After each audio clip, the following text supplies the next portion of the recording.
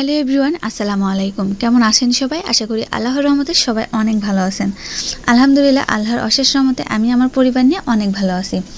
ভিডিওর শুরুতে দেখতে পাচ্ছেন আমাদের তাহাবুরি, আর তাহাবুরি হচ্ছে আমার ছোট বোনের মেয়ে। ওর এই ভিডিওটা অনেক আগে করে রাখা ছিল, এখন ওর বয়স হচ্ছে 2 বছর। আর ওইটা মনে হয় 8-9 মাসের যখন বয়স ছিল সেই সময়ের। আরও এখন হচ্ছে যেহেতু বড় হয়ে গেছে, কথা শিখে গেছে, আমার প্রত্যেকটা ভিডিও আবার দেখে। এই জন্য ও সবসময় বলে যে বড় আম্মু শুধু মাহি আপুকেই ভিডিও করে, আমাকে কেন নেয় না? ও তো আর আমার কাছে থাকে না। ওর এই ভিডিওটা আমার কাছে ছিল, এই জন্য ভাবলাম যে আজকের ভিডিওর শুরুতে ওকে আমি আর কি আমার আজকের ব্লগের সাথে ওর ওই ভিডিওটা আমি অ্যাড করে দিলাম। ও যেহেতু ভিডিওগুলো দেখে আর শুরুতে যদি ওকে দেখে তাহলে ও অনেক খুশি হবে, এই কারণেই।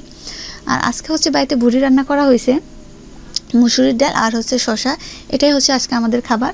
আর ভুঁইটা রান্না করা হয়েছে, এর থেকে আর একটু একটু কালো কালো হয়ে যাবে, একটু শুকনো শুকনো হয়ে যাবে, ওইটা খেতে বেশি ভালো লাগে। বিশেষ করে পরোটা দিয়ে খেতে অনেক বেশি ভালো লাগে। আর এ তো দেখতেই পাচ্ছেন আমি হচ্ছে পুদিনা পাতা লাগাচ্ছি, পুদিনা পাতা গাছ লাগাচ্ছি। আমার ছোটো মামা মাহিবুরির কাছে বলে দিছিল, মাহি একটু শরবত বানাসতো, তাহলে আমি একটু খাবানে। পরে এই জন্য মাহিবুরিকে বললাম যে তো তোমার নানা ভাই শরবত খেতে চাইছে, তাহলে তুমি পুদিনা পাতা নিয়ে আসো। ও গাছ সবাই নিয়ে আসতে, আমি পাতা কিছু ছিঁড়ে নিয়ে শরবত বানায় মামার জন্য পাঠাই দিয়েছি, আমরাও খাইছি।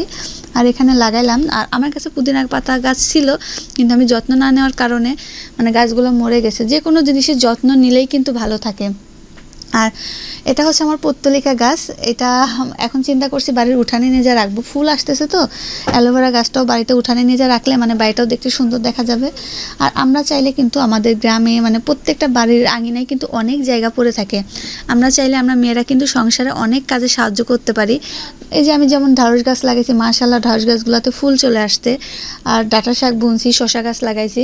এগুলো থেকে যদি যেটুকুই আমার ঘরে আসুক না কেন, তাহলে তো সংসারের বাজারে যে খরচটা, ওইটাতে একটু হলেও তো একটু সাশ্রয় হবে।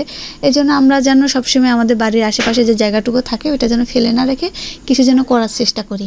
আর আমার শশা গাছেও কিন্তু মাশাআল্লাহ ফুল চলে আসছে। সবাই মাশাআল্লাহ বলবেন, নাহলে কিন্তু গাছের নজর লেগে যাবে।